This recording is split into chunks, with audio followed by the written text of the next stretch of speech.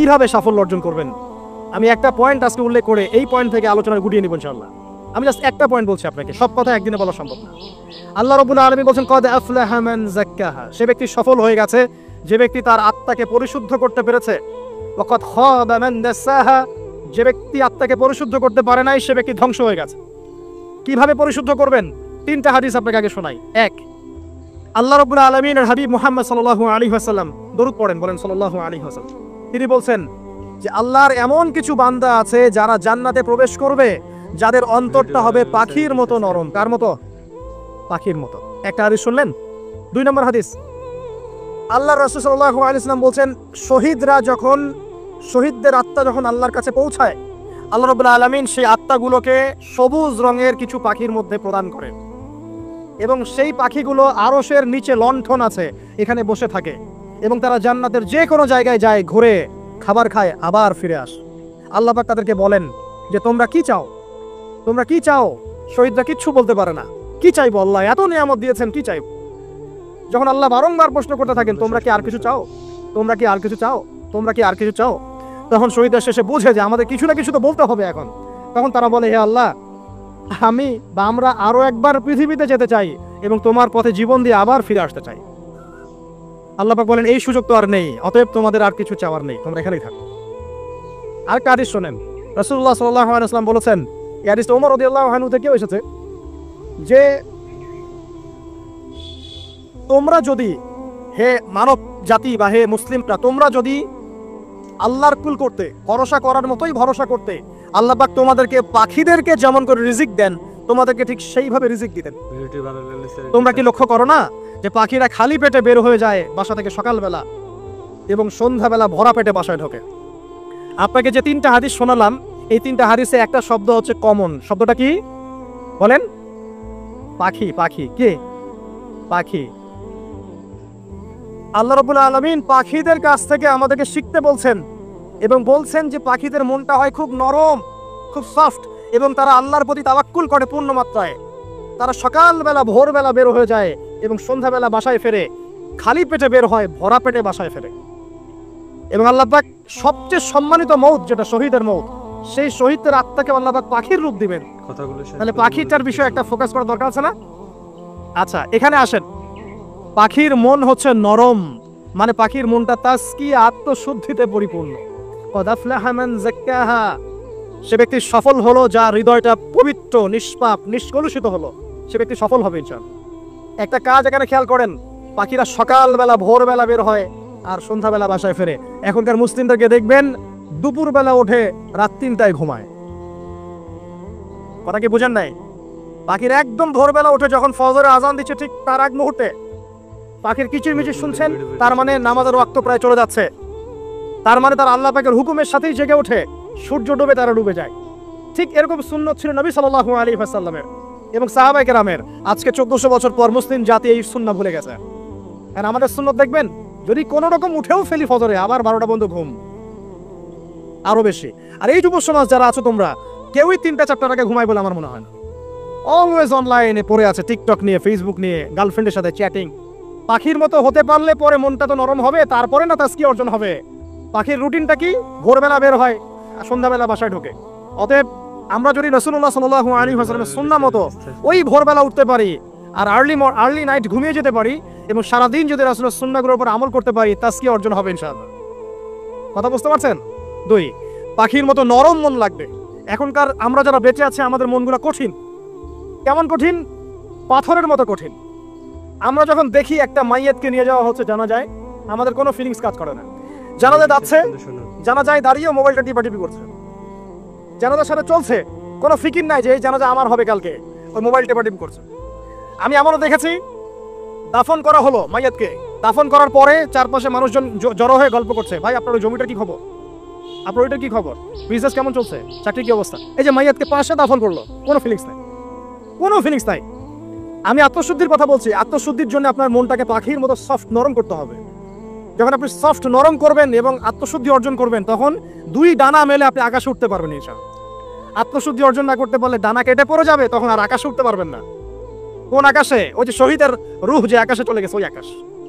অতএব মন কেন কঠিন হলো প্রিয় ভাই?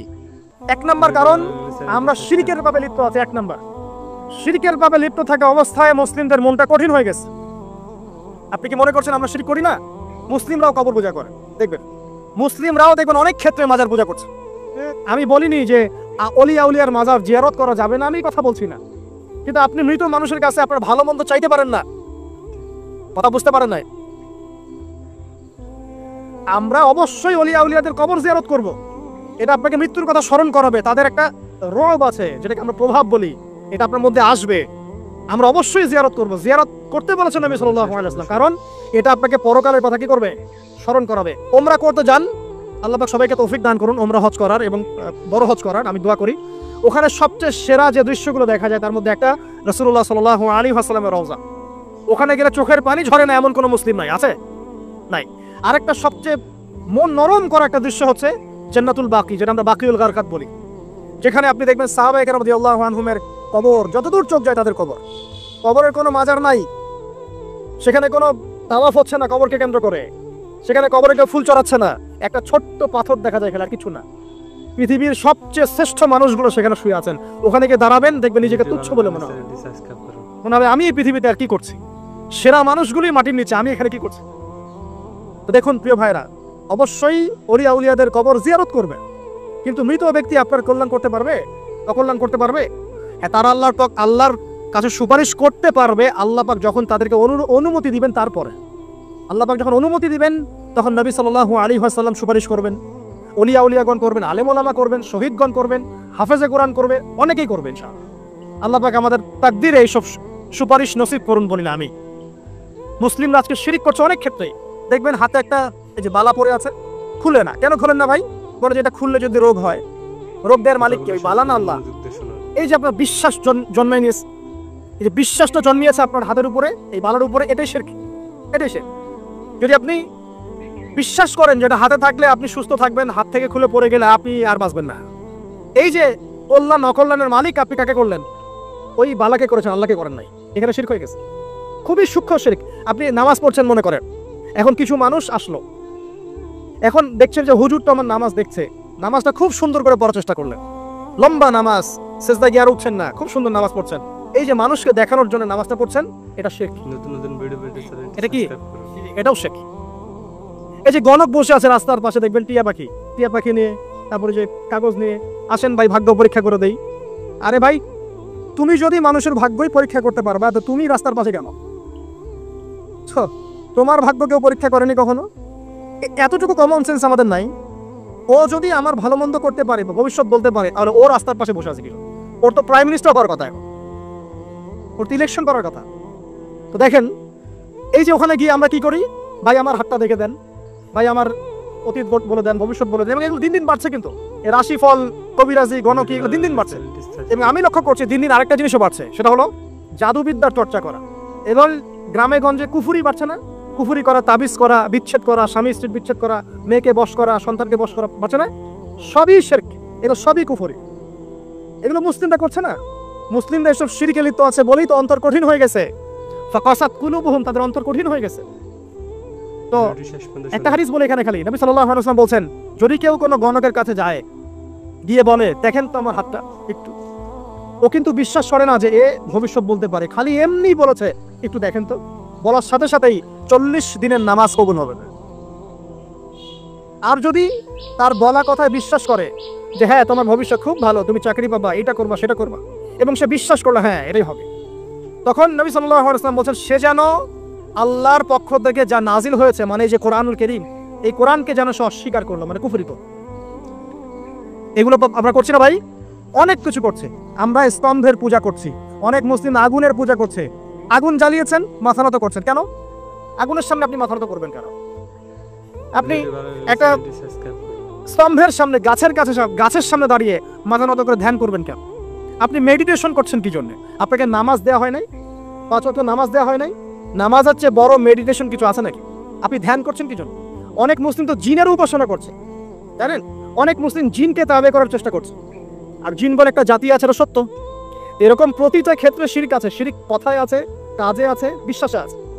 দেখবেন মুসলিমরাই আল্লাহ ছাড়া অন্য কারো কাছে দোয়া করছে, মুসলিমরা নজর মানত করছে অন্য জায়গায়, আল্লাহর জন্য নজর মানত করছে না, অন্য কাউকে সন্তুষ্ট করার জন্য করছে। সন্তান হয় না, সন্তান হয় না, এখন কি হবে? সন্তান হয় না তো অমুকের কাছে যাও, সেখানে গিয়ে বকরি জবাই দাও, সন্তান হবে। সুবহানাল্লাহ।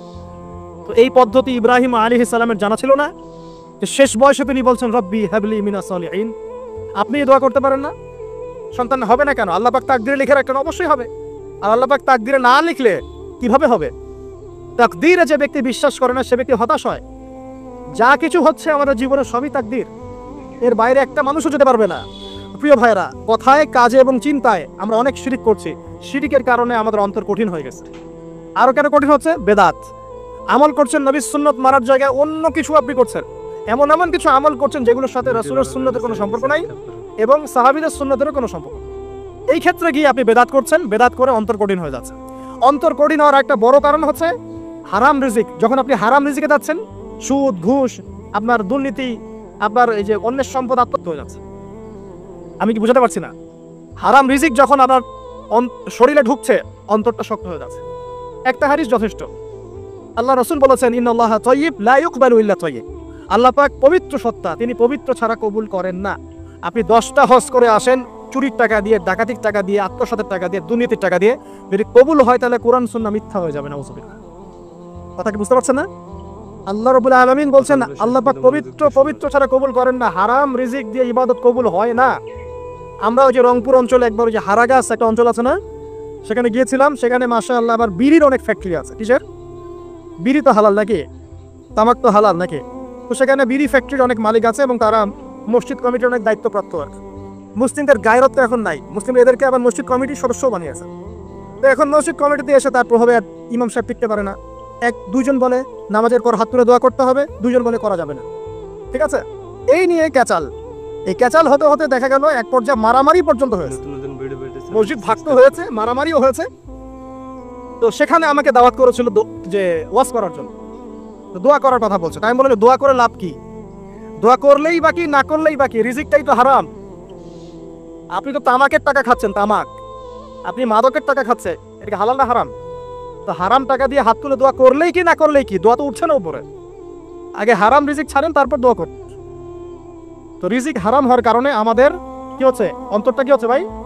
কঠিন হচ্ছে। ওই পাখির মতো আর মুক্ত আকাশ উঠতে পারবে না। তারপরে সামনে যান, আরো কেন কঠিন হয়? বস্তুবাদিতা, দুনিয়া। সারাদিন দুনিয়ার ফিকির, দুনিয়ার চিন্তা, খাবো কি, করবো কি, ব্যাংক ব্যালেন্স, টাকা পয়সা, স্ট্যাটাস, সারাটা দিন দুনিয়ার দুনিয়া। ঘুম থেকে ওঠা থেকে নিয়ে শুরু করে ঘুমানো পর্যন্ত খালি দুনিয়া। যারা দুনিয়ার নেশায় মত্ত হয়ে আছে, এদের অন্তরটা কঠিন হয়ে যায়। এই অন্তরটা পাখির মতো হতে পারবে না। ঠিক আছে কথা? যারা দুনিয়ার নেশায় মত্ত হয়ে আছেন, এই অন্তরটা কঠিন হয়ে যাবে, পাখির মতো হতে পারবে না। তারপর কি? আরো সামনে যান, দিনই জ্ঞান চর্চা না করা অন্তর কঠিন হওয়ার কারণ। আর কি কারণ? পাপ করা। পাপ যত বেশি আপনি পাপ করবেন, যত বেশি পর্ন দেখবেন, যত বেশি মাদক খাবেন, যত বেশি জুয়া খেলবেন, যত বেশি অহেতুক সময় নষ্ট করবেন, যত বেশি আপনি অন্যের ক্ষতি করবেন, ঠিক আছে, নিরপরাধ মানুষের উপর নির্যাতন করবেন, যত বেশি আপনি পাপ করবেন, পাপ, এই পাপ করতে করতে করতে মানুষের অন্তর কঠিন হয়ে যায়। ইবনুল কাইয়্যিম রাহিমাহুল্লাহ বলেছেন যে পাপ করতে থাকলে মানুষের অন্তর কঠিন হয়ে যেতে থাকে এবং ইস্তেগফার আর জিকির করলে গিয়ে মানুষের অন্তর আবার নরম হতে থাকে। পাপের উপর পাপ করতে থাকলে মানুষের অন্তর কঠিন হতে থাকে। এ বিষয়ে রাসূলুল্লাহ সাল্লাল্লাহু আলাইহি ওয়াসাল্লাম বলেছেন, যখন মানুষ একটা পাপ করে কলবের মধ্যে একটা কালো দাগ পড়ে যায়, যখন আরো একটা পাপ করে আরেকটা কালো দাগ পড়ে যায়। এভাবে যখন পাপ করতেই থাকে তখন পুরো কলবটাই কালিমাপূর্ণ হয়ে যায়। এই অবস্থায় যদি সে তওবা করে, আল্লাহ পাক মাফ করে দিবেন। যদি এই অবস্থায় তার মৃত্যু হয়ে যায়, তার আত্মাটা থেকে দুর্গন্ধ বের হতে থাকে, যে আত্মাটা কবজ করতে পর্যন্ত মালাকুল মউত মানে ঘৃণা পোষণ করে। কথা কি বুঝতে পারছেন? যখন অন্তর পাপ করতে করতে কলুষিত হয়ে যাবে, ওয়াকাদ খাবা মান দাসসাহা, যখন পাপ করতে করতে অন্তর কলুষিত হয়ে যাবে, তখন আপনার এই মালাকুল মউত পর্যন্ত ওই আত্মাটাকে বের করার সময় ঘৃণা করবে, দুর্গন্ধযুক্ত। আল্লাহ পাক আমাদেরকে পাপ থেকে বাঁচিয়ে রাখুন। আরে এরকম কিছু কাজ আছে, বস্তুবাদিতা, শিরক, বেদাত, হারাম রিজিক, সারাদিন দুনিয়ার ফিকির নিয়ে থাকা, ঠিক আছে, অন্যের ক্ষতি করা, পাপ কন্টিনিউয়াসলি করতে থাকা এবং দিন ছেড়ে দেওয়া, দিনের এলেম ছেড়ে দেওয়া, আল্লাহ পাকের আনুগত্য ছেড়ে দেওয়া, এই কাজগুলো করতে থাকলে মানুষের অন্তর কি হয়? কঠিন হয়ে যায়। এখন সলিউশন কি বলেন? 5 মিনিটে আমি সলিউশন বলছি। কেমন করে আপনি এটাকে নরম করবেন আর পরিশুদ্ধতা অর্জন করবেন এবং ওই পাখির মতো মুক্ত আকাশে উড়বেন, কিভাবে বলবো? 1 নাম্বার, অবশ্যই শিরক ত্যাগ করতে হবে। কি করতে হবে? শিরক ত্যাগ করতে হবে, আল্লাহ পাকের তাওহীদের উপর থাকতে হবে। আল্লাহ পাক তৌফিক দান করুন। লং কিছু বলার সময় নেই আমার হাতে, একটা বই বলছি, কিতাবুত তাওহীদ। কি নাম? কিতাবুত তাওহীদ। এই বইটা অনেক ভার্সন বাজারে বের হয়েছে, কিনে দেখবেন শিরক কত প্রকার কি, তাওহীদ কাকে বলে, কত প্রকার কি। যেটা বুঝবেন না মাদ্রাসা চলে যাবেন, আলেম ওলামার কাছে গিয়ে জিজ্ঞাসা করুন, হুজুর এটা বুঝি নাই। ঠিক আছে? 1 নাম্বার শিরক ত্যাগ করতে হবে। 2 নাম্বার আপনাকে তাওহীদে থাকতে হবে, এটা এক, অন্তর নরম করার কথা বলছে। 2 নাম্বার সুন্নতের উপর আমল করতে হবে। ওই যে পাখির কথা বললাম, যে সকালবেলা বের হয় আর সন্ধ্যাবেলা কি করে? বাসায় ফেরে। খালি পেটে বের হয়, ভরা পেটে বাসায় ফেরে। তার মানে আমাদেরকেও সকাল সন্ধ্যাটা কাটাতে হবে নবী সাল্লাল্লাহু আলাইহি ওয়াসাল্লামের সুন্নত অনুযায়ী। যখন তিনি ঘুমাতেন তখন ঘুমাবেন, যখন উঠতেন তখন উঠবে, বাকি কাজ যেমন করে করতেন তেমন করে করবে, তখন অন্তর ইনশাআল্লাহ নরম হয়ে যাবে। ঠিক আছে ভাই? 2। 3 নাম্বার 5 ওয়াক্ত নামাজ জামাতে। নামাজ আপনাকে যে কোনো পাপ থেকে বাঁচাবে ইনশাআল্লাহ। ভাই জেনা করছেন, নামাজ পড়েন, তাও তওবা করে নামাজ পড়েন। আপনি হারাম অ্যাফেয়ার্স আছেন, হতাশ হবেন না, নামাজ পড়েন। গুনাহ ছাড়তে পারছেন না, নামাজ পড়েন। সুদ খাচ্ছেন, নামাজ পড়েন। আপনি পতিতালয়ে গিয়েছেন, নামাজ পড়েন। বেপরদা চলছেন, তাও নামাজ পড়েন। আপনি অন্যের হক নষ্ট করেছেন, তাও নামাজ পড়েন। যে পাপই করেছেন, নামাজটা পড়েন। নামাজ আপনাকে সমস্ত পাপ থেকে বাঁচিয়ে রাখবে ইনশাআল্লাহ। ইনশাআল্লাহ আস্তে আস্তে ইনশাআল্লাহ দেখবেন সব পাপ থেকে আপনি দূরে চলে আসছেন ইনশাআল্লাহ তাআলা। 3 নাম্বার নামাজ। 4 নাম্বার বেশি থেকে বেশি, ভাই শোনেন, বেশি থেকে বেশি পরকালের ফিকির করবেন। খালি পরকালের চিন্তা করবেন যে আমাকে মৃত্যুবরণ করতে হবে, কবরে যেতে হবে, পুলসিরাত পার হতে হবে, আল্লাহর সামনে দাঁড়াতে হবে। যত বেশি আপনি আল্লাহর ফিকির করবেন, পরকালের ফিকির করবেন, আপনার মনটা নরম হয়ে যাবে ইনশাআল্লাহ, মনটা শক্ত হবে না। 5 নাম্বার মানুষের সাথে খুব বেশি মেলামেশা করবেন। মানুষের সাথে খুব বেশি মেলামেশা করলে ইবনুল কাইয়িম রাহিমাহুল্লাহ বলেছেন অন্তর কঠিন হয়ে যায়। কারণ মানুষ আপনাকে গীবত করাবে, হ্যাঁ, মানুষ খারাপ কাজে নিয়ে যাবে, বেফাস কথাবার্তা বলবেন, হয়তো বেফাস কাজ করবেন, ফুজুল কি বাদ করবেন। এগুলো করতে গিয়ে আপনি দেখবেন অন্তর কঠিন হয়ে গেছে। এত বেশি মানুষের সাথে মেলামেশা দরকার নাই, প্রয়োজন যতটুকু অতটুকু করবেন। ঠিক আছে? আল্লাহ পাক তৌফিক দান করুন, আমিন। কয়টা বললাম? 5, 6। আমার সবচেয়ে প্রিয় নসিহত, প্রত্যেক দিন মিনিমাম 1 ঘন্টা করে কোরআন তেলাওয়াত করবেন বুঝে। আমি বলিনি না বুঝে করলে কোনো নেকি হবে না, প্রত্যেক হরফে 10 নেকি হবেই হবে, কিন্তু আপনি করবেন বুঝে ইনশাআল্লাহ। যখন বুঝে আপনি প্রত্যেক দিন 1 পারা করে বা 1 ঘন্টা করে কোরআন তেলাওয়াত করবেন, আপনার কলিজা, আপনার কলব নরম হতে বাধ্য, এবং আপনার অন্তরে আল্লাহ নূর নেমে আসবে ইনশাআল্লাহ। দেখবেন আপনার কলব থেকে সমস্ত এই যে পঙ্কিলতা, কলুষতা ইনশাআল্লাহ চলে যাবে ইনশাআল্লাহ তাআলা। 2টো জিনিস অন্তরকে পবিত্র করে ফেলে, এক হচ্ছে কোরআন তেলাওয়াত, আর এক হচ্ছে বেশি থেকে বেশি আল্লাহর জিকির এবং ইস্তেগফার। তো কোরআন তেলাওয়াত বাড়িয়ে দেন, আল্লাহ পাক সবাইকে কোরআন তেলাওয়াত করার তৌফিক দান করুন, আমিন। যারা শেখেন নাই আজকে ওয়াদা করেন যে কোরআন আপনারা বিশুদ্ধ করে পড়া শিখবেন, ওয়াদা করেন। আগামী রমজান আসার আগেই 1 খতম দেওয়া চাই, পারবেন? এবং কোরআনের চর্চা বাড়িয়ে দিবেন, প্রত্যেক দিন কিছু করেন না করেন কোরআন তেলাওয়াত করতে হবে। ঠিক আছে? আল্লাহ পাক তৌফিক এনায়েত করুন, আমিন। আর বুঝে পড়ার চেষ্টা করবেন। একটা সহজ তাফসীর বলে দেই, মারিফুল কোরআন বাসায় আছে না? মারিফুল কোরআন তাফসীর ইবনে কাসির বাসায় নাই, জালালাইন বাসায় নাই, বাসায় নাই, কিনেন। সারাদিন তো অনেক টাকা পয়সা খরচ করছেন, 3টা তাফসীর কিনেন, জালালাইন কিনেন, মারিফুল কোরআন কিনেন, ইবনে কাসির কিনেন, বাসায় গিয়ে পড়া শুরু করেন। পারবেন না?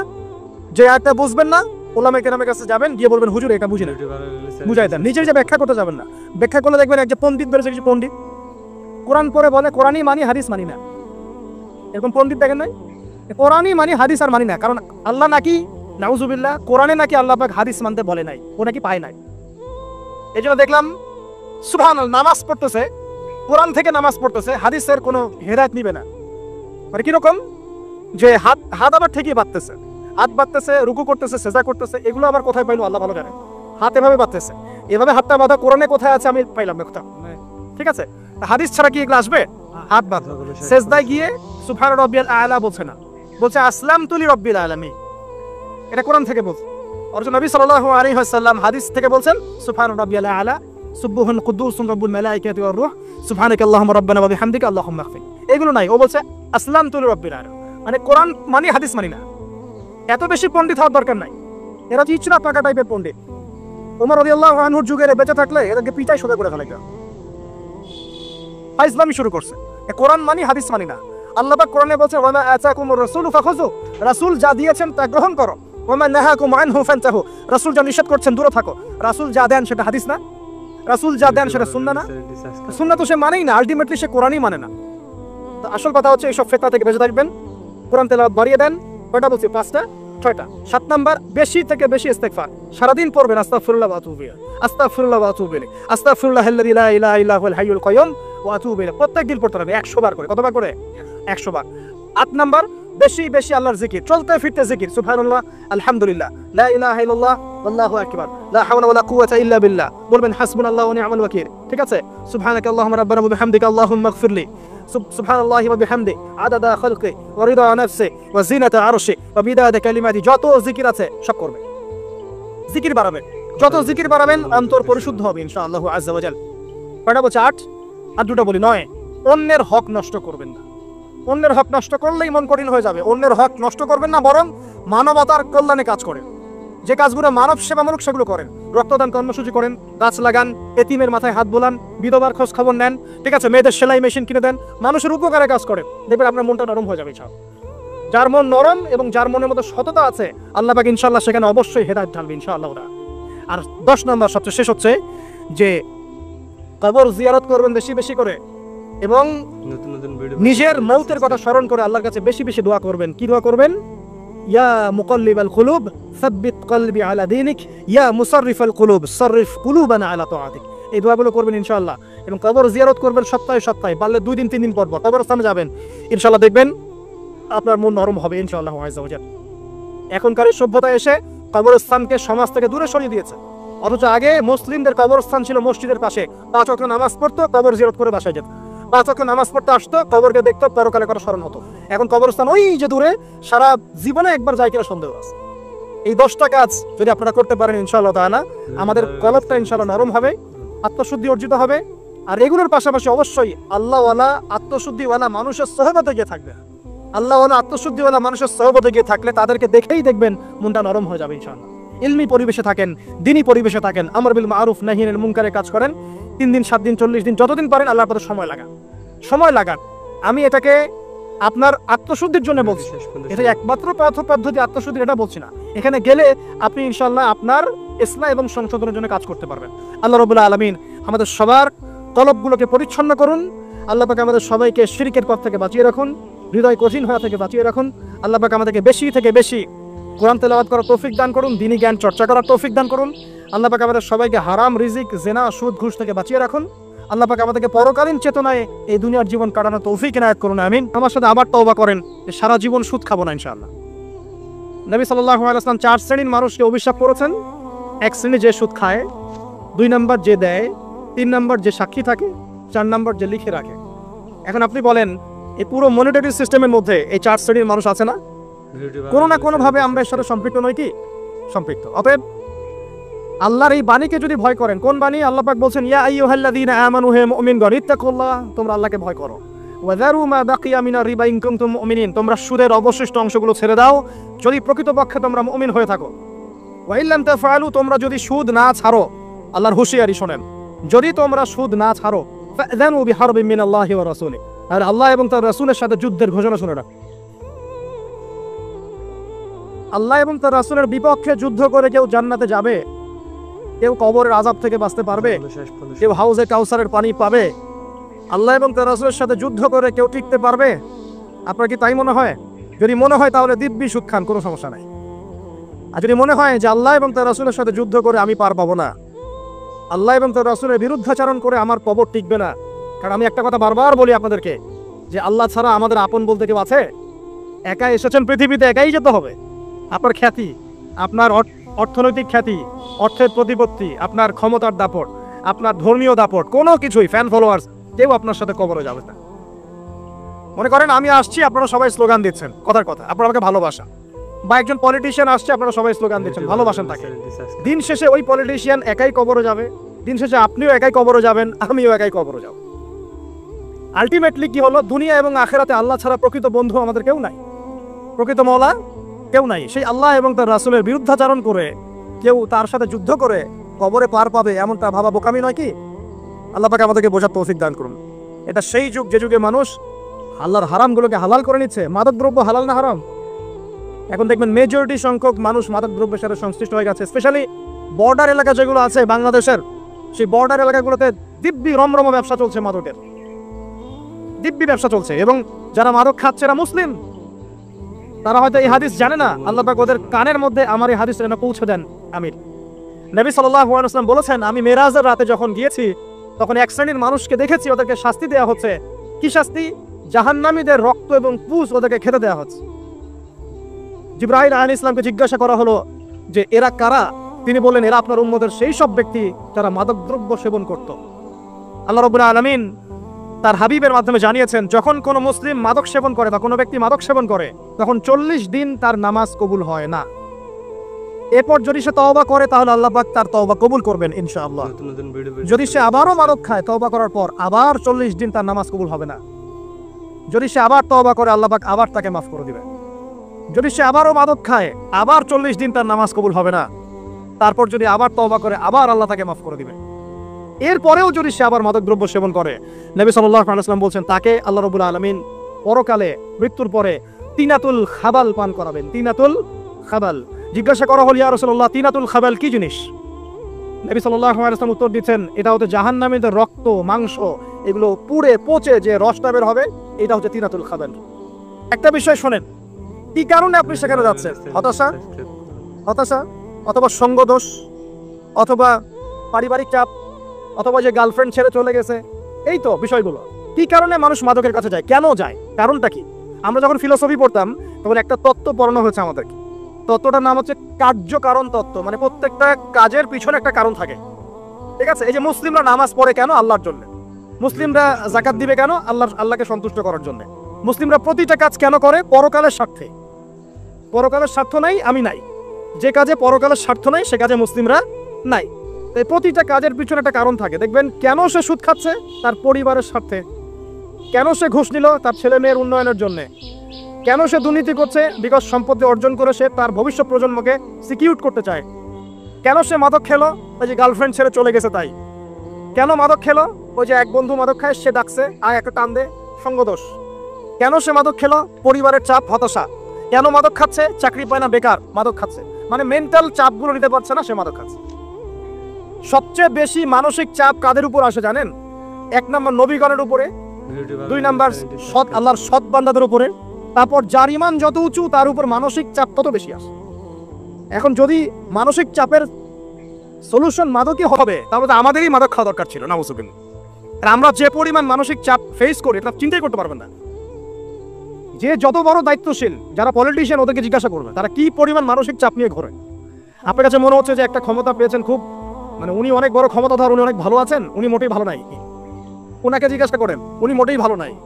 এই মানুষের যে পেরেশানি, যে চাপ, এগুলো নিতে নিতে তার স্ট্রোক হয়ে যাচ্ছে, হার্ট স্ট্রোক হচ্ছে, ডায়াবেটিস হচ্ছে, হাই ব্লাড প্রেশার, ইসিজি করো, দেখবেন। এই কারণে মানসিক চাপটা রিলিজ করতে হবে, তাই তো? এই মানসিক চাপ রিলিজ করতে গেলে মাদকই সলিউশন নয়। সলিউশনটা কি? এই যে আমার হাতে এখানে আছে একটা কোরআন। মানসিক চাপ থেকে আপনাকে মুক্তি দিবে আল কোরআনুল কারীম, আর কিচ্ছু না।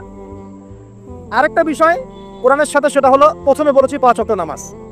আপনি ওযু করে সুন্দর করে 5 ওয়াক্ত নামাজ জামাতে পড়বেন, ডেইলি 1 ঘন্টা করে কোরআন তেলাওয়াত করবেন, সময় পেলে একটু হাদিস পড়বেন, 2-4 টাকা দান সদকা করবেন, ভালো কাজের সাথে থাকবেন, অন্যায় কাজে যাবেন না, ইসলামকে এগিয়ে নেওয়ার জন্য আমর বিল মারুফ নাহি আনিল মুনকারের কাজ করবেন। আপনার চেয়ে সুখী কোনো মানুষ পৃথিবীতে নাই। আপনাকে আমি দেখাচ্ছি, সূরা কাহফ খুলে দেখেন। যুলকারনাইন একজন বাদশা, তিনি মাশরিক মাগরিব সব জয় করেছেন, মানে পূর্ব পশ্চিম পুরোটাই তার রাজত্ব। এত দাপট ছিল সেই বাদশার যে যেদিক দিয়ে যাবে সেনাবাহিনী নিয়ে সেদিক থেকে জয় করে ফেলবে, সুবহানাল্লাহ। এবং তিনি উদ্ধত অহংকারী ছিলেন না, তিনি আল্লাহর অনুগত বান্দা ছিলেন। একটা কওমের মধ্যে গেলেন, সেই কওমটা ছিল পাহাড়ের মাঝখানে, 2 পাহাড়ের মাঝখানে। এখন ওই কওম তাকে বলছে, ইয়া যুলকারনাইন, হে যুলকারনাইন, ইন্না ইয়াজুজ ওয়া মাজুজ মুফসিদুনা ফিল আরদ। ভালো করে বলেন, হে যুলকারনাইন, নিশ্চয়ই ইয়াজুজ আর মাজুজ এই 2 শ্রেণীর মাখলুক, তারা পৃথিবীতে ফাসাদ সৃষ্টি করে বেড়াচ্ছে। কি করছে? সারা পৃথিবীতে ফাসাদ সৃষ্টি করে বেড়াচ্ছে। ফাহাল নাজআলু লাকা খরজান আলা আন তাজআলা বাইনানা ওয়া বাইনাহুম সাদ্দা। হে যুলকারনাইন, আমরা কি আপনাকে ট্যাক্স দিব, কর দিব, যে আপনি ওদের আর আমাদের মাঝখানে একটা প্রাচীর নির্মাণ করে দিবেন যে ওরা আমাদের কাছে আর আসতে পারবে না? কারা এটা? ইয়াজুজ আর মাজুজ। এই ইয়াজুজ আর মাজুজকে যুলকারনাইন আলাইহিস সালাম তিনি প্রাচীর নির্মাণ করে দিলেন লোহা এবং এই যে তামা দিয়ে। এরপর তারা আর ওই কওমের ক্ষতি করতে পারলো না। কিয়ামতের আগে আগে তারা বের হয়ে আসবে এবং সারা বিশ্বে ফাসাদ সৃষ্টি করবে।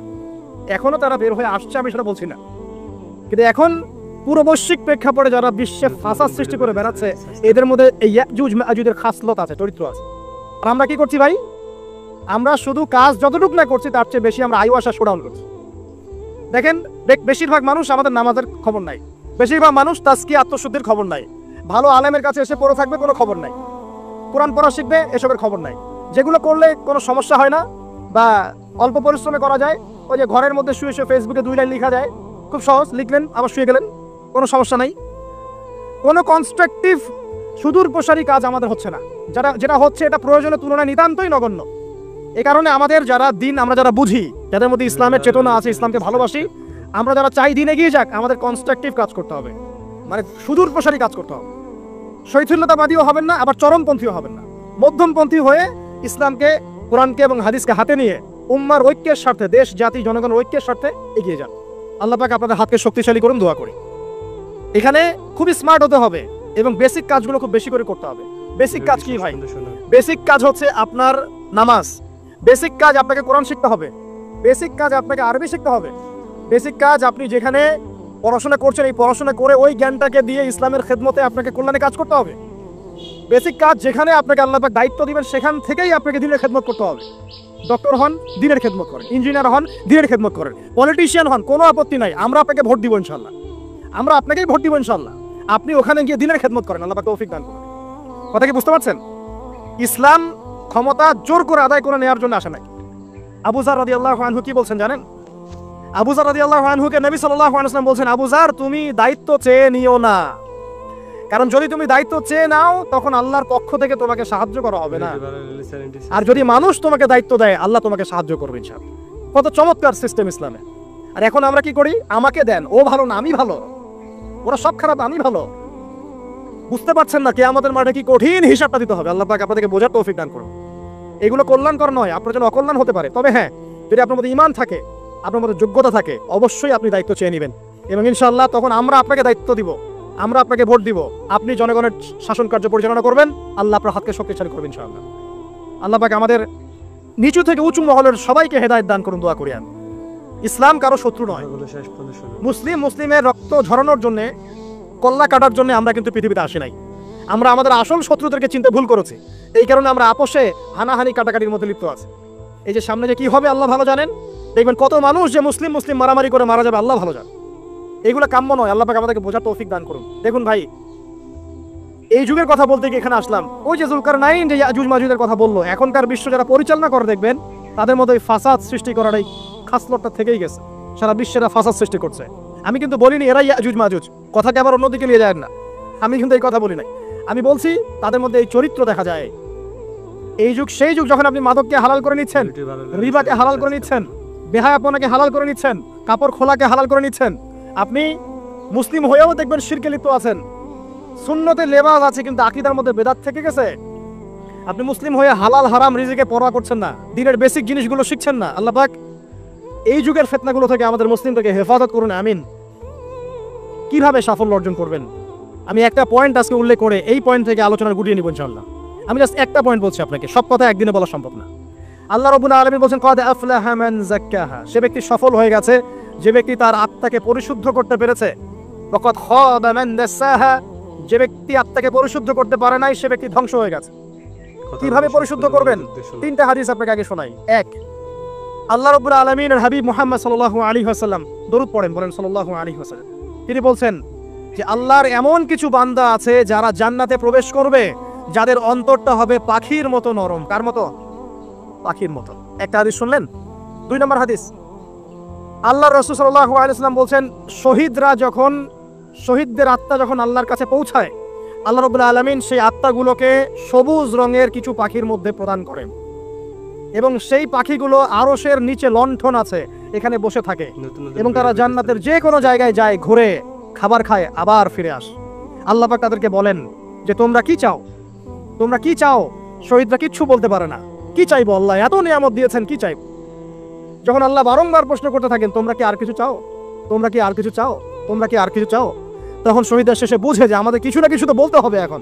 তখন তারা বলে, হে আল্লাহ, আমি বা আমরা আরো একবার পৃথিবীতে যেতে চাই এবং তোমার পথে জীবন দিয়ে আবার ফিরে আসতে চাই।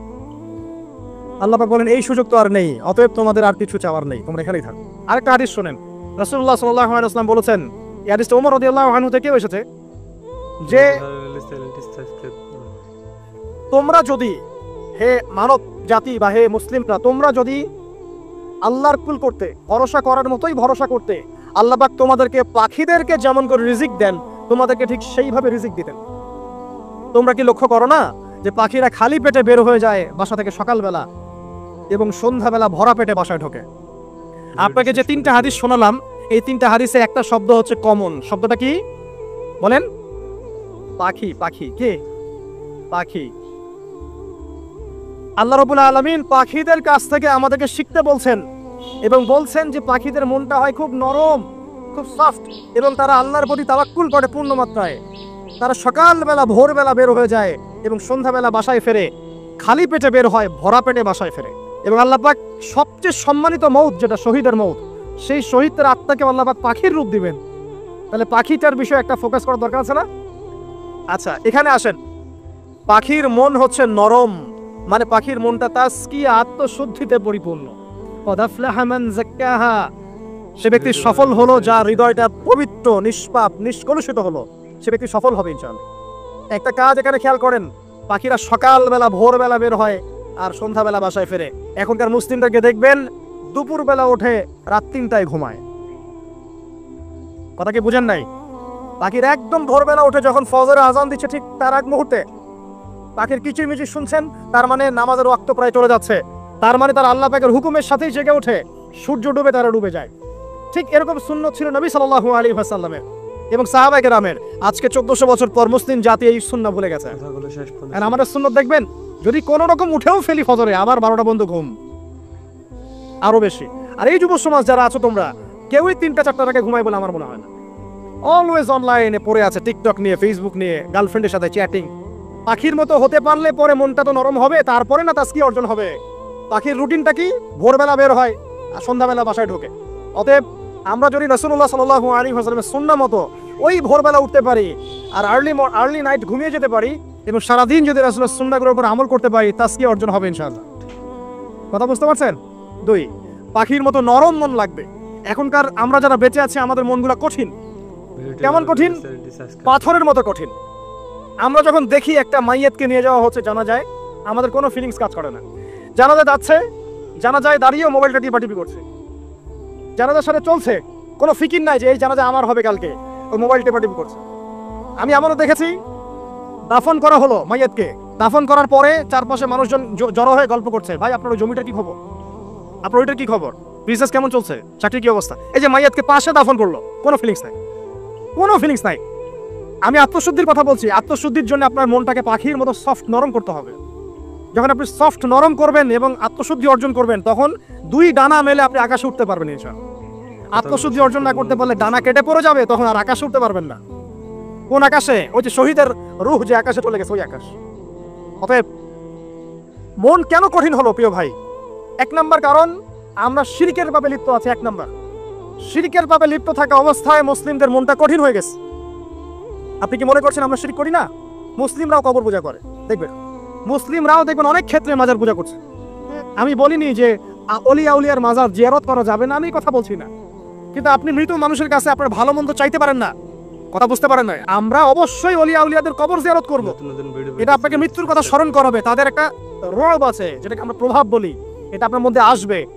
আমরা অবশ্যই জিয়ারত করব। জিয়ারত করতে বলেছেন নবী সাল্লাল্লাহু আলাইহি ওয়াসাল্লাম, কারণ এটা আপনাকে পরকালের কথা কি করবে?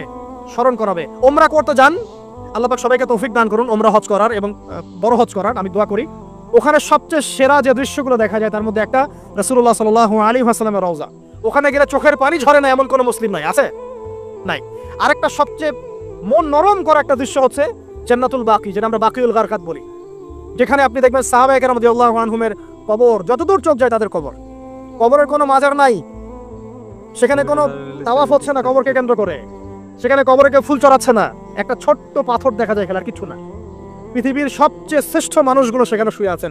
ওখানে গিয়ে দাঁড়াবেন, দেখবেন নিজেকে তুচ্ছ বলে মনে হবে, আমি এই পৃথিবীতে আর কি করছি। সেরা মানুষগুলি মাটির নিচে, আমি এখানে কি করছি? তো দেখুন প্রিয় ভাইরা, অবশ্যই ওলিয়া উলিয়াদের কবর জিয়ারত করবেন, কিন্তু মৃত ব্যক্তি আপনার কল্যাণ করতে পারবে? অকল্যাণ করতে পারবে? তারা আল্লাহর কাছে সুপারিশ করতে পারবে আল্লাহ পাক যখন তাদেরকে অনুমতি দিবেন। তারপরে আল্লাহ পাক যখন অনুমতি দিবেন, তখন নবী সাল্লাল্লাহু আলাইহি ওয়াসাল্লাম সুপারিশ করবেন, ওলিয়া উলিয়াগণ করবেন, আলেম ওলামা করবেন, শহীদগণ করবেন, হাফেজে কোরআন করবে, অনেকেই করবেন ইনশাআল্লাহ। আল্লাহ পাক আমাদের তাকদীরে এইসব সুপারিশ নসিব করুন বলি না আমি। মুসলিমরা আজকে শিরিক করছে অনেক ক্ষেত্রেই। দেখবেন হাতে একটা এই যে বালা পরে আছে, খুলে না। কেন খোলেন না ভাই? বলে যে এটা খুললে যদি রোগ হয়। রোগ দেওয়ার মালিক কে? ওই বালা না আল্লাহ? এই যে আপনার বিশ্বাস জন্মে নিয়েছে, এই যে বিশ্বাসটা জন্মিয়েছে আপনার হাতের উপরে, এই বালার উপরে, এটাই শিরক, এটাই শিরক। যদি আপনি বিশ্বাস করেন যে এটা হাতে থাকলে আপনি সুস্থ থাকবেন, হাত থেকে খুলে পড়ে গেলে আপনি আর বাঁচবেন না, এই যে কল্যাণ অকল্যাণের মালিক আপনি কাকে করলেন? ওই বালাকে করেছেন, আল্লাহকে করেন নাই। এখানে শিরক হয়ে গেছে, খুবই সূক্ষ্ম শিরক। আপনি নামাজ পড়ছেন মনে করেন, এখন কিছু মানুষ আসলো, এখন দেখছেন যে হুজুর তো আমার নামাজ দেখছে, নামাজটা খুব সুন্দর করে পড়ার চেষ্টা করলেন, লম্বা নামাজ, সেজদা গিয়ে আর উঠছেন না, খুব সুন্দর নামাজ পড়ছেন। এই যে মানুষকে দেখানোর জন্য নামাজটা পড়ছেন, এটা শিরক। এটা কি? এটাও শিরক। এই যে গণক বসে আছে রাস্তার পাশে, দেখবেন টিয়া পাখি নিয়ে, তারপরে যে কাগজ নিয়ে, আসেন ভাই ভাগ্য পরীক্ষা করে দেই। আরে ভাই, তুমি যদি মানুষের ভাগ্যই পরীক্ষা করতে পারবা, তো তুমি রাস্তার পাশে কেন? তোমার ভাগ্য কেউ পরীক্ষা করেনি কখনো? এতটুকু কমন সেন্স আমাদের নাই? ও যদি আমার ভালো মন্দ করতে পারে বা ভবিষ্যৎ বলতে পারে, তাহলে ও রাস্তার পাশে বসে আছে কিছু? ওর তো প্রাইম মিনিস্টার হওয়ার কথা, ওর তো ইলেকশন করার কথা। তো দেখেন, এই যে ওখানে গিয়ে আমরা কি করি, ভাই আমার হাতটা দেখে দেন, ভাই আমার অতীত বলে দেন, ভবিষ্যৎ বলে দেন, এবং এগুলো দিন দিন বাড়ছে। কিন্তু এই রাশিফল, কবিরাজি, গণকি, এগুলো দিন দিন বাড়ছে। এবং আমি লক্ষ্য করছি দিন দিন আরেকটা জিনিসও বাড়ছে, সেটা হলো জাদুবিদ্যার চর্চা করা। এবং গ্রামে গঞ্জে কুফুরি বাড়ছে না? কুফুরি করা, তাবিজ করা, বিচ্ছেদ করা, স্বামী স্ত্রীর বিচ্ছেদ করা, মেয়েকে বশ করা, সন্তানকে বশ করা, বাড়ছে না? সবই শিরক, এগুলো সবই কুফুরি। এগুলো মুসলিমরা করছে না। মুসলিমরা এসব শিরকে লিপ্ত আছে বলেই তো অন্তর কঠিন হয়ে গেছে। ফাকাসাত কুলুবুহুম, তাদের অন্তর কঠিন হয়ে গেছে। তো একটা হাদিস বলে এখানে খালি, নবী সাল্লাল্লাহু আলাইহি ওয়াসাল্লাম বলছেন, যদি কেউ কোনো গণকের কাছে যায়, গিয়ে বলে দেখেন তো আমার হাতটা একটু, ও কিন্তু বিশ্বাস করে না যে এ ভবিষ্যৎ বলতে পারে, খালি এমনি বলেছে একটু দেখেন তো, বলার সাথে সাথেই 40 দিনের নামাজ কবুল হবে। আর যদি তার বলা কথায় বিশ্বাস করে যে হ্যাঁ তোমার ভবিষ্যৎ খুব ভালো, তুমি চাকরি পাবা, এটা করবা সেটা করবা, এবং সে বিশ্বাস করলো হ্যাঁ এটাই হবে, তখন নবী সাল্লাল্লাহু আলাইহি ওয়াসাল্লাম বলেন সে যেন আল্লাহর পক্ষ থেকে যা নাজিল হয়েছে, মানে যে কোরআনুল কারীম, এই কোরআনকে যেন সে অস্বীকার করলো, মানে কুফরি করলো। এগুলো আমরা করছি না ভাই? অনেক কিছু করছি আমরা। স্তম্ভের পূজা করছি, অনেক মুসলিম আগুনের পূজা করছে। আগুন জ্বালিয়েছেন, মাথা নত করছেন কেন? আগুনের সামনে আপনি মাথা নত করবেন কেন? আপনি একটা স্তম্ভের সামনে, গাছের কাছে, গাছের সামনে দাঁড়িয়ে মাথা নত করে ধ্যান করবেন কেন? আপনি মেডিটেশন করছেন কি জন্য? আপনাকে নামাজ দেওয়া হয় নাই? 5 ওয়াক্ত নামাজ দেওয়া হয় নাই? নামাজ হচ্ছে বড় মেডিটেশন কিছু আছে নাকি? আপনি ধ্যান করছেন কি জন্য? অনেক মুসলিম তো জিনের উপাসনা করছে, জানেন? অনেক মুসলিম জিনকে তাবে করার চেষ্টা করছে। আর জিন বলে একটা জাতি আছে, এটা সত্য। এরকম প্রতিটা ক্ষেত্রে শিরক আছে। শিরক কথায় আছে, কাজে আছে, বিশ্বাসে আছে। দেখবেন মুসলিমরাই আল্লাহ ছাড়া অন্য কারো কাছে দোয়া করছে, মুসলিমরা নজর মানত করছে অন্য জায়গায়, আল্লাহর জন্য নজর মানত করছে না, অন্য কাউকে সন্তুষ্ট করার জন্য করছে। সন্তান হয় না, সন্তান হয় না, এখন কি হবে? সন্তান হয় না তো অমুকের কাছে যাও, সেখানে গিয়ে বকরি জবাই দাও, সন্তান হবে। সুবহানাল্লাহ। তো এই পদ্ধতি ইব্রাহিম আলাইহিস সালামের জানা ছিল না? শেষ বয়সে তিনি বলছেন রব্বি হাবলি মিনাস সালিহিন। আপনি দোয়া করতে পারেন না? সন্তান হবে না কেন? আল্লাহ পাক তাকদীরে লিখে রাখলেন, অবশ্যই হবে। আর আল্লাহ পাক তাকদীরে না লিখলে কিভাবে হবে? তাকদীরে যে ব্যক্তি বিশ্বাস করে না, সে ব্যক্তি হতাশ হয়। যা কিছু হচ্ছে আমাদের জীবনে সবই তাকদীর, এর বাইরে একটা মানুষও যেতে পারবে না। প্রিয় ভাইরা, কথায়, কাজে এবং চিন্তায় আমরা অনেক শিরিক করছি। শিরিকের কারণে আমাদের অন্তর কঠিন হয়ে গেছে। আরো কেন কঠিন হচ্ছে? বেদাত আমল করছেন, নবীর সুন্নত মারার জায়গায় অন্য কিছু আপনি করছেন। এমন এমন কিছু আমল করছেন যেগুলোর সাথে রাসূলের সুন্নতের কোনো সম্পর্ক নাই এবং সাহাবীদের সুন্নতেরও কোনো সম্পর্ক নেই। এই ক্ষেত্রে গিয়ে আপনি বেদাত করছেন, বেদাত করে অন্তর কঠিন হয়ে যাচ্ছে। অন্তর কঠিন হওয়ার একটা বড় কারণ হচ্ছে হারাম রিজিক। যখন আপনি হারাম রিজিকে যাচ্ছেন, সুদ, ঘুষ, আপনার দুর্নীতি, আপনার এই যে অন্যের সম্পদ আত্মসাৎ হয়ে যাচ্ছে। আমি কি বুঝতে পারছি না? হারাম রিজিক যখন আপনার শরীরে ঢুকছে, অন্তরটা শক্ত হয়ে যাচ্ছে। একটা হাদিস যথেষ্ট। আল্লাহ রাসূল বলেছেন ইন্নাল্লাহা তাইয়্যিব লা ইকবালু ইল্লা তাইয়্যিব। আল্লাহ পাক পবিত্র সত্তা, তিনি পবিত্র ছাড়া কবুল করেন না। আপনি 10টা হজ করে আসেন, চুরির টাকা দিয়ে, ডাকাতির টাকা দিয়ে, আত্মসাতের টাকা দিয়ে, দুর্নীতির টাকা দিয়ে, যদি কবুল হয় তাহলে কোরআন সুন্নাহ মিথ্যা হয়ে যাবে। নাউযুবিল্লাহ। কথা কি বুঝতে পারছেন না?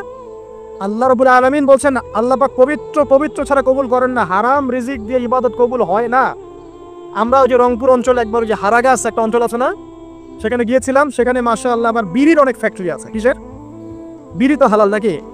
তামাক তো হালাল নাকি? তো সেখানে বিড়ি ফ্যাক্টরির অনেক মালিক আছে এবং তারা মসজিদ কমিটির অনেক দায়িত্বপ্রাপ্ত আছে। মুসলিমদের গায়রত্ব এখন নাই, মুসলিম এদেরকে আবার মসজিদ কমিটির সদস্য বানিয়েছে। তো এখন মসজিদ কমিটিতে এসে তার প্রভাবে ইমাম সাহেব টিকতে পারে না। 2জন বলে নামাজের পর হাত তুলে দোয়া করতে হবে, 2জন বলে করা যাবে না। ঠিক আছে? এই নিয়ে ক্যাচাল, এই ক্যাচাল হতে হতে দেখা গেল এক পর্যায়ে মারামারি পর্যন্ত হয়েছে, মসজিদ ভাগত হয়েছে, মারামারিও হয়েছে। তো সেখানে আমাকে দাওয়াত করেছিল যে ওয়াজ করার জন্য, দোয়া করার কথা বলছে। তাই আমি বলি দোয়া করে লাভ কি? দোয়া করলেই বাকি, না করলেই বাকি, রিজিকটাই তো হারাম। আপনি তো তামাকের টাকা খাচ্ছেন, তামাক, আপনি মাদকের টাকা খাচ্ছেন, এটা হালাল না হারাম? তো হারাম টাকা দিয়ে হাত তুলে দোয়া করলেই কি, না করলেই কি? দোয়া তো উঠছে না উপরে। আগে হারাম রিজিক ছাড়েন, তারপর দোয়া করুন। তো রিজিক হারাম হওয়ার কারণে আমাদের কি হচ্ছে? অন্তরটা কি হচ্ছে ভাই? কঠিন হচ্ছে। ওই পাখির মতো আর মুক্ত আকাশ উঠতে পারবে না। তারপরে সামনে যান, আরো কেন কঠিন হয়? বস্তুবাদিতা, দুনিয়া, সারাদিন দুনিয়ার ফিকির, দুনিয়ার চিন্তা, খাবো কি, করবো কি, ব্যাংক ব্যালেন্স, টাকা পয়সা, স্ট্যাটাস, সারাটা দিন দুনিয়ার দুনিয়া। ঘুম থেকে ওঠা থেকে নিয়ে শুরু করে ঘুমানো পর্যন্ত খালি দুনিয়া। যারা দুনিয়ার নেশায় মত্ত হয়ে আছে, এদের অন্তরটা কঠিন হয়ে যায়। এই অন্তরটা পাখির মতো হতে পারবে না। ঠিক আছে কথা? যারা দুনিয়ার নেশায় মত্ত হয়ে আছেন, এই অন্তরটা কঠিন হয়ে যাবে, পাখির মতো হতে পারবে না। তারপর কি? আরো সামনে যান, দিনই জ্ঞান চর্চা না করা অন্তর কঠিন হওয়ার কারণ। আর কি কারণ? পাপ করা, পাপ। যত বেশি আপনি পাপ করবেন, যত বেশি পর্ন দেখবেন, যত বেশি মাদক খাবেন, যত বেশি জুয়া খেলবেন, যত বেশি অহেতুক সময় নষ্ট করবেন, যত বেশি আপনি অন্যের ক্ষতি করবেন, ঠিক আছে, নিরপরাধ মানুষের উপর নির্যাতন করবেন, যত বেশি আপনি পাপ করবেন, পাপ, এই পাপ করতে করতে করতে মানুষের অন্তর কঠিন হয়ে যায়।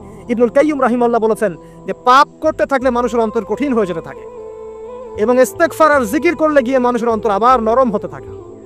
পাপের উপর পাপ করতে থাকলে মানুষের অন্তর কঠিন হতে থাকে।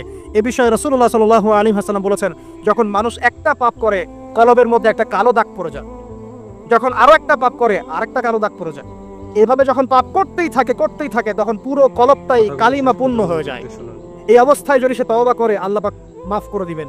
যদি এই অবস্থায় তার মৃত্যু হয়ে যায়, তার আত্মাটা থেকে দুর্গন্ধ বের হতে থাকে, যে আত্মাটা কবজ করতে পর্যন্ত মালাকুল মউত মানে ঘৃণা পোষণ করে। কথা কি বুঝতে পারছেন?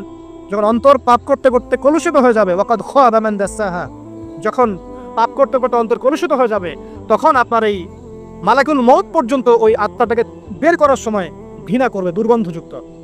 আল্লাহ পাক আমাদেরকে পাপ থেকে বাঁচিয়ে রাখুন। আমি এরকম কিছু কাজ আছে, বস্তুবাদিতা, শিরক, বেদাত, হারাম রিজিক, সারাদিন দুনিয়ার ফিকির নিয়ে থাকা, ঠিক আছে, অন্যের ক্ষতি করা, পাপ কন্টিনিউয়াসলি করতে থাকা, এবং দিন ছেড়ে দেওয়া, দিনের এলেন ছেড়ে দেওয়া, আল্লাহ পাকের আনুগত্য ছেড়ে দেওয়া, এই কাজগুলো করতে থাকলে মানুষের অন্তর কি হয়?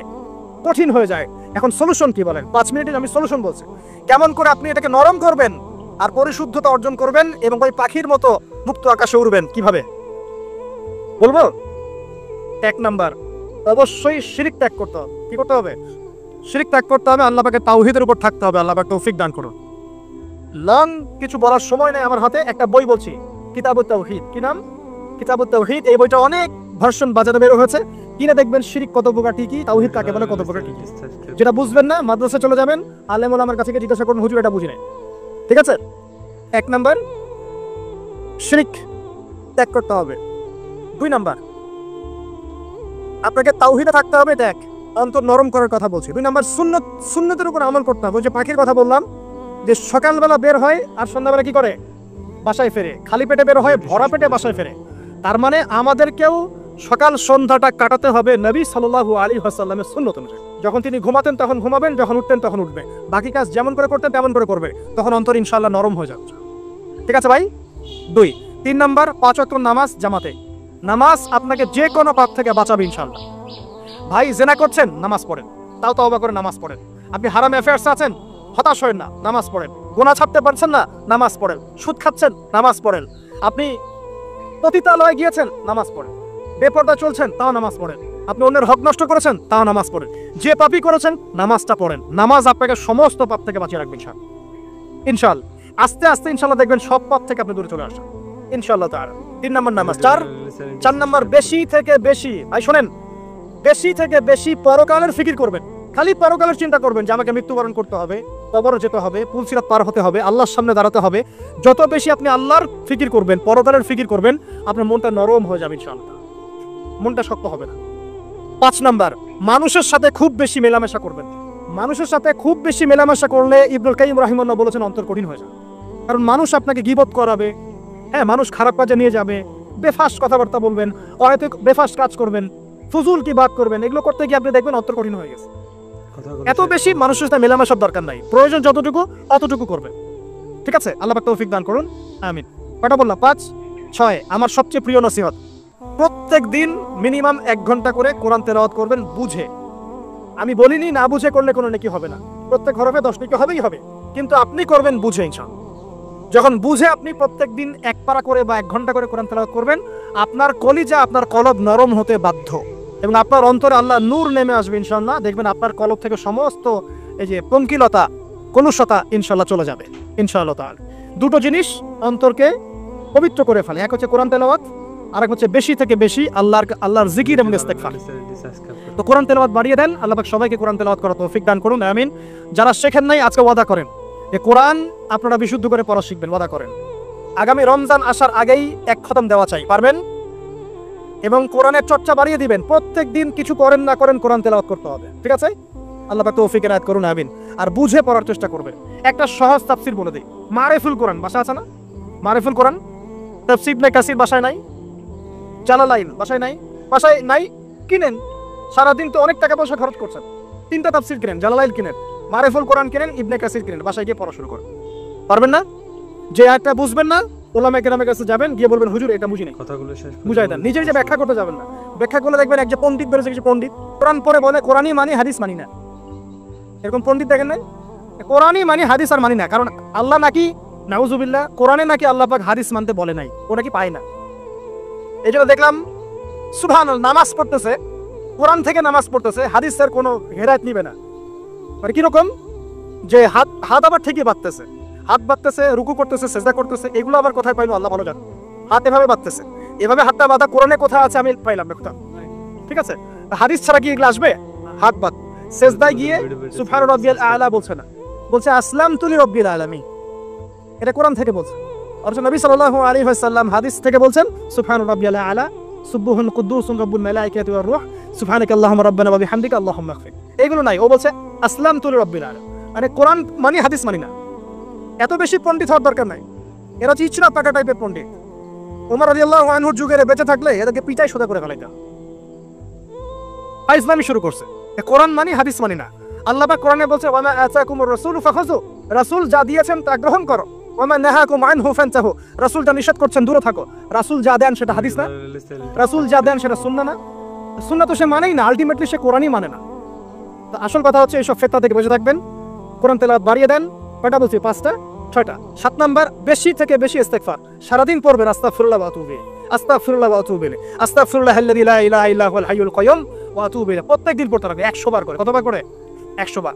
8 নাম্বার, বেশি বেশি আল্লাহর জিকির, চলতে ফিরতে জিকির, সুবহানাল্লাহ, আলহামদুলিল্লাহ, লা ইলাহা ইল্লাল্লাহ, আল্লাহু আকবার, লা হাওলা ওয়ালা কুওয়াতা ইল্লা বিল্লাহ। বলবেন হাসবুনাল্লাহু ওয়া নি'মাল ওয়াকিল, ঠিক আছে? সুবহানাকাল্লাহুম্মা রাব্বানা ওয়া বিহামদিকা আল্লাহুম্মা ইগফিরলি, সুবহানাল্লাহি ওয়া বিহামদি আদাদা খালকি ওয়া রিদা নাফসি ওয়া জিনাতা আরশি ওয়া মিদাদা কালিমাতি। যত জিকির আছে সব করবেন, জিকির বাড়াবেন। যত জিকির বাড়াবেন অন্তর পরিশুদ্ধ হবে ইনশাআল্লাহু আযজা ওয়া জাল। কয়টা বলছে? 8। আর 2টা বলি 9। অন্যের হক নষ্ট করবেন না। অন্যের হক নষ্ট করলেই মন কঠিন হয়ে যাবে। অন্যের হক নষ্ট করবেন না, বরং মানবতার কল্যাণে কাজ করেন। যে কাজগুলো মানব সেবামূলক সেগুলো করেন। রক্তদান কর্মসূচি করেন, গাছ লাগান, এতিমের মাথায় হাত বোলান, বিধবার খোঁজ খবর নেন, ঠিক আছে? মেয়েদের সেলাই মেশিন কিনে দেন, মানুষের উপকারে কাজ করেন। দেখবেন আপনার মনটা নরম হয়ে যাবে। যার মন নরম এবং যার মনের মধ্যে সততা আছে, আল্লাহ পাক ইনশাআল্লাহ সেখানে অবশ্যই হেদায়েত ঢালবে ইনশাআল্লাহ। আর 10 নম্বর সবচেয়ে শেষ হচ্ছে যে কবর জিয়ারত করবেন বেশি বেশি করে, এবং নিজের মৌতের কথা স্মরণ করে আল্লাহর কাছে বেশি বেশি দোয়া করবেন। কি দোয়া করবেন? ইয়া মুকাল্লিবাল কুলুব সাব্বিত কলবি আলা দীনিক, ইয়া মুসাররিফাল কুলুব সাররিফ কুলুবানা আলা তাআতিক। এই দোয়াগুলো করবেন ইনশাআল্লাহ। এবং কবর জিয়ারত করবেন সপ্তাহে সপ্তাহে, পারলে 2 দিন 3 দিন পর পর কবরস্থানে যাবেন। ইনশাআল্লাহ দেখবেন আপনার মন নরম হবে ইনশাআল্লাহ আযজা ওয়া জাল। এখনকার সভ্যতা এসে কবরস্থানকে সমাজ থেকে দূরে সরিয়ে দিয়েছে, অথচ আগে মুসলিমদের কবরস্থান ছিল মসজিদের পাশে। 5 ওয়াক্ত নামাজ পড়তো, কবর জিয়ারত করে বাসায় যেত। 5 ওয়াক্ত নামাজ পড়তে আসতো, কবরকে দেখতো, পরকালে কথা স্মরণ হতো। এখন কবরস্থান ওই যে দূরে, সারা জীবনে একবার যায় কিনা সন্দেহ আছে। এই 10টা কাজ যদি আপনারা করতে পারেন ইনশাআল্লাহ তাআলা, আমাদের কলবটা ইনশাআল্লাহ নরম হবে, আত্মশুদ্ধি অর্জিত হবে। আর এগুলোর পাশাপাশি অবশ্যই আল্লাহওয়ালা, আত্মশুদ্ধিওয়ালা মানুষের সহবতে গিয়ে থাকবেন। আসসালামু আলাইকুম। ভিডিওটি ভালো লাগলে চ্যানেলটি সাবস্ক্রাইব করুন।